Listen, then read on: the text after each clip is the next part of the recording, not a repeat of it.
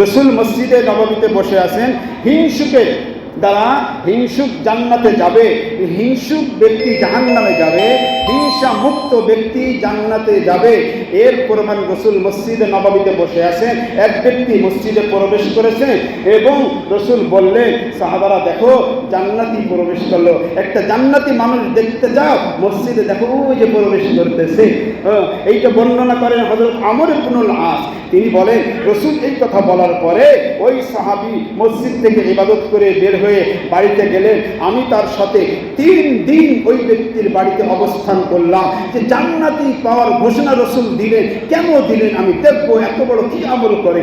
3 দিন থাকলেন ওই সাহাবীর কাছে। সাহাবীর নাম অন্য জায়গায় পাওয়া যায়, সাদ ইবনে আবি ওয়াক্কাস রাদিয়াল্লাহু তাআলা আনহু। তো আমর ইবনুল আস সাদ ইবনে আবি ওয়াক্কাস রাদিয়াল্লাহু আনহু তার বাড়িতে গেলেন, 3 দিন থাকলেন, কিন্তু তিনি তেমন নতুন কিছু দেখলেন না। বললেন, ভাই আমি তো এই কারণে এসেছিলাম, সংক্ষেপে বলতে হয়, তো আপনার মধ্যে তো এমন কিছু পাইলাম না। রসুল বললেন, ওই ব্যক্তি তোমার ওই জান্নাতের সুসংবাদ দিল।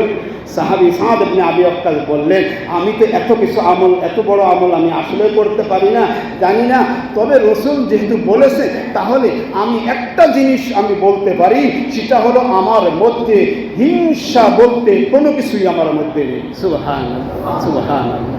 এই জন্য হিংসা বড় একটা অপরাধ, বড় একটা ব্যাধি। 2 বন্ধু একত্রে কথা বলতেছে, মাল ধ্বংস হয়। 15 নম্বর পারায়, وكان له ثمر فقال لصاحبه وهو يحاوره انا اكثر منك مالا واعز نفرا। একে অপরকে বলতেছে, ইমানদার বন্ধু বেঈমানকে বলে, তোমার যত সম্পদ, গাছগাছালি, ফল ফ্রুট, আঙ্গুরের বাগান, এসব তো আল্লাহই দিয়েছে, একটু শুকরিয়া আদায় করো না। সে বলে, কি বলো তুমি, তুমি ইমান এনেছো, নবীর সাথে চলো, তুমি কি পেয়েছো? অনেক কথা। দেখা গেল কি আল্লাহ পাক রব্বুল আলামিন রাত্রে যাইতে পারে নাই, সকাল হতে হতে দেখলো কি যে তার বাগানে গেল, দেখো তার বাগানের সব কিছু ধ্বংস হয়ে গেছে, সব ফসল ধ্বংস। একটাই কারণ, হিংসা হয়ে, বন্ধুর সাথে হিংসা করার কারণে আল্লাহ পাক সম্পদ সব শেষ করে দিয়েছে।